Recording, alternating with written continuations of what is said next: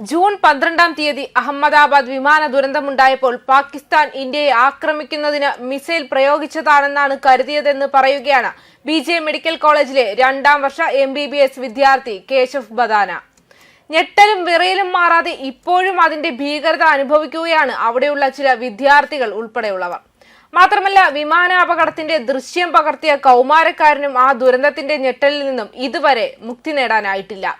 വിമാനമിടിച്ച് കോളേജിന്റെ ഹോസ്റ്റൽ ബ്ലോക്കിലെ ചുമരുകളും മേൽക്കൂരയും ഉൾപ്പെടെ വലിയ തോതിലുള്ള അവശിഷ്ടങ്ങൾ വീഴാൻ തുടങ്ങിയപ്പോഴാണ് കേശവ് അത് പാകിസ്ഥാന്റെ ആക്രമണമാണെന്ന് കരുതിയത്.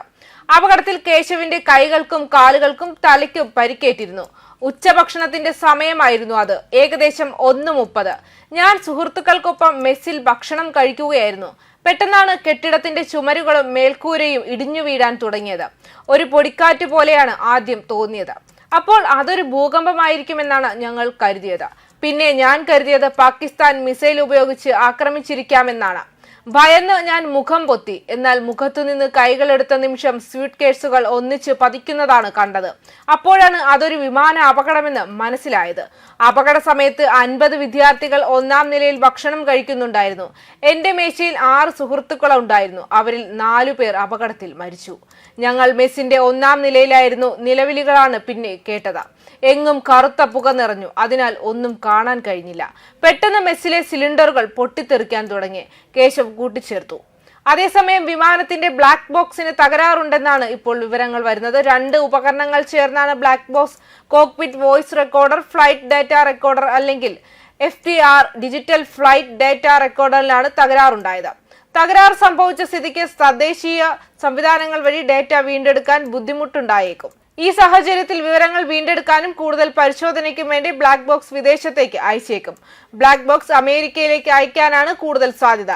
വാഷിംഗ്ടണിലെ നാഷണൽ ട്രാൻസ്പോർട്ടേഷൻ സേഫ്റ്റി ബോർഡിലേക്കാവും പരിശോധനയ്ക്ക് എത്തിക്കുക. വിമാനാപകടം നടന്ന് 28 മണിക്കൂറിനു ശേഷം തിങ്കളാഴ്ചയാണ് ബോയിംഗ് 787-8 ഡ്രീം ലൈൻ വിമാനത്തിന്റെ ബ്ലാക്ക് ബോക്സ് കണ്ടെടുത്തത്. അപകടത്തിന്റെ ആദ്യ ദിനം മുതൽ എയർക്രാഫ്റ്റ് ആക്സിഡന്റ് ഇൻവെസ്റ്റിഗേഷൻ ബ്യൂറോ അന്വേഷണം ആരംഭിച്ചിരുന്നു. എന്നാൽ അപകടത്തെക്കുറിച്ച് വ്യക്തത വരണമെങ്കിൽ ബ്ലാക്ക് ബോക്സ് പരിശോധിക്കേണ്ടതുണ്ട്. അതേസമയം വിമാനാപകടത്തിൽ ഭീകരബന്ധത്തിന്റെ സാധ്യതയും അന്വേഷണ സംഘം തള്ളിക്കളഞ്ഞിട്ടില്ല.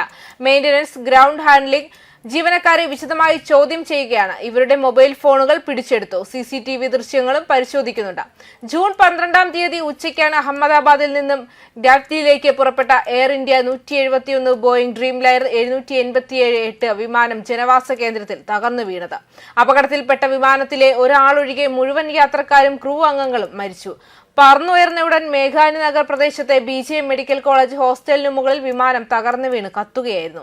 മെസ്സിൽ ഭക്ഷണം കഴിക്കാനെത്തിയ ഏതാനും MBBS വിദ്യാർത്ഥികളും മരിച്ചു. 274 പേർക്കാണ് അപകടത്തിൽ ജീവൻ നഷ്ടമായത്. 60-ലധികം പേർക്ക് പരിക്കേൽക്കുകയും ചെയ്തു. ന്യൂസ് ഡെസ്ക് കർമ്മ ന്യൂസ്.